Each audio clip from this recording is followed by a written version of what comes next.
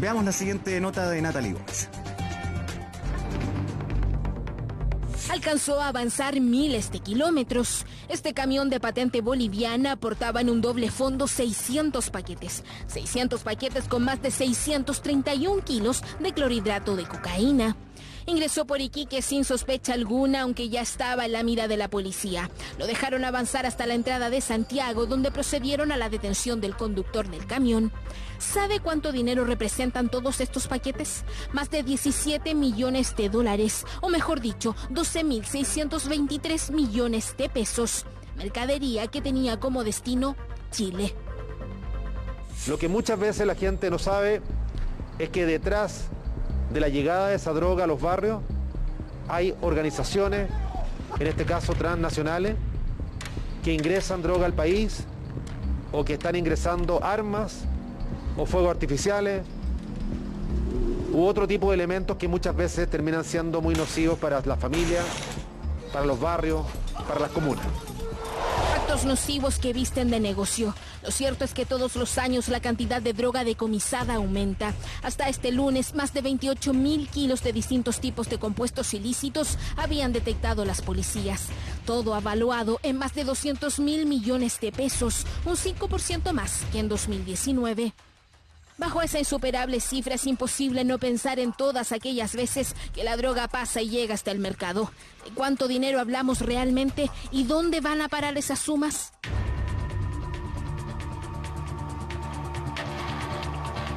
Es un trabajo constante el de las policías para desbaratar a las bandas de narcotraficantes de nuestro país. Grupos familiares en su mayoría que de a poco han ido cambiando en forma y fondo respecto a cómo llevan a cabo su ilícito negocio. El narcotraficante tradicional es justamente el que va a gastar y va a hacer ostentación. Es el que va a tener justamente la mejor casa del barrio, el que va a tener auto lujoso, el que va a demostrar esa ostentación a través de las redes sociales. Es el narco pequeño, ese narco justamente entonces que va a gastar en viajes, en autos, en fiestas, incluso en caballos de carrera. Desde hace un tiempo, una parte importante de ellos ya no se esconden. Al contrario, parte de su estatus involucra el hacerse conocidos, generando miedo en la gran mayoría de la población, aunque también respeto y admiración en aquellos grupos más vulnerables.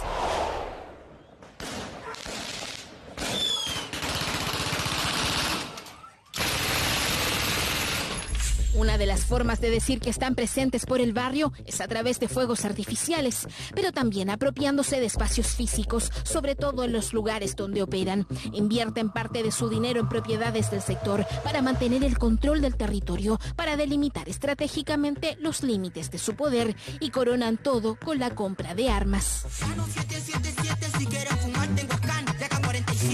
Este videoclip de música urbana fue grabado en un sector emblemático de Macul. Se trata de la animita de Rachel. Rachel era una joven de 19 años, hija de uno de los líderes de la banda de los Lobos, capturados en su mayoría en el año 2017. En plena población Santa Julia está su animita, demarcada por los lujos que tenía la joven mientras vivía.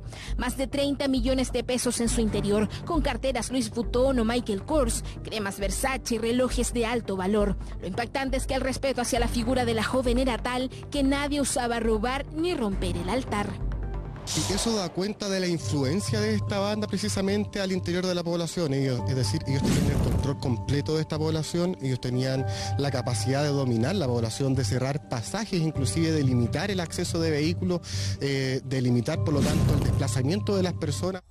La banda se especializaba en micro y narcotráfico. Ostentaban viajes a distintos lugares del orbe, con lujos diarios amparados en la droga y la delincuencia. De un clan familiar que además contaba con recursos importantes que le permitía obtener vehículos de lujo. La vez pasada nosotros incautamos 9 vehículos de alta gama, ¿cierto? Hablábamos prácticamente en más de 50 millones de pesos. En este caso era un secreto a voces el estilo de vida del clan, pues quedaban en evidencia en las calles con sus autos de alta gama y en las casas más adornadas y arregladas en comparación con el resto.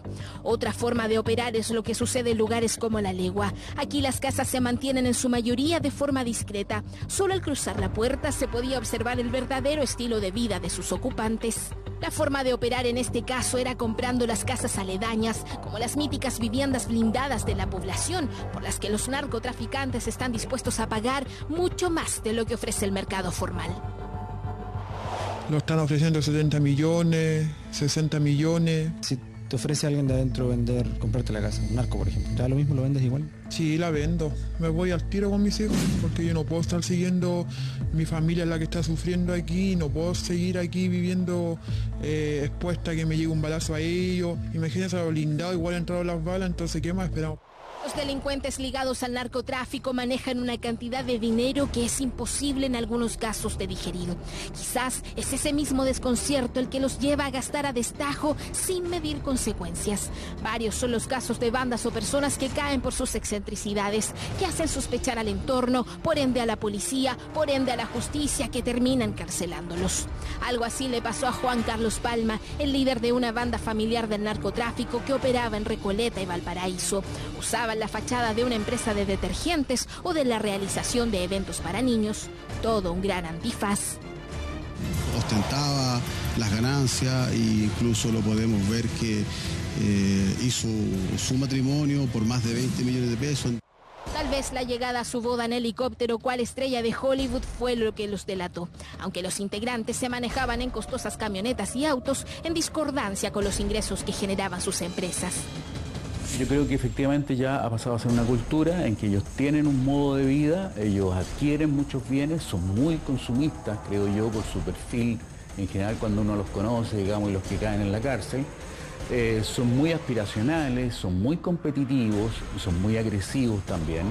En otros casos, el dinero que genera el negocio simplemente está escondido, enterrado, en efectivo, transportándolo casi en los bolsillos. Sucedió con el chileno más buscado en Países Bajos, Richard Riquelme, considerado en su oportunidad como el compatriota más peligroso del mundo por ser parte de la mafia marroquí.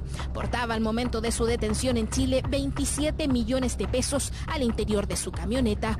No está de más contarle que antes de su captura se alojó en uno de los hoteles más lujosos de la época, al interior de una habitación que costaba 500.000 pesos la noche.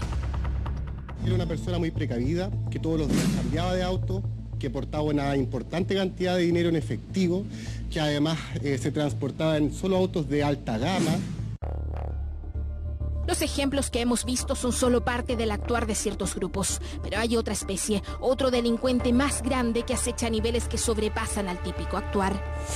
Ese narcotraficante que no es el tradicional, que no es el que toca la droga, es decir, que es aquel que no tiene un contacto directo con la droga.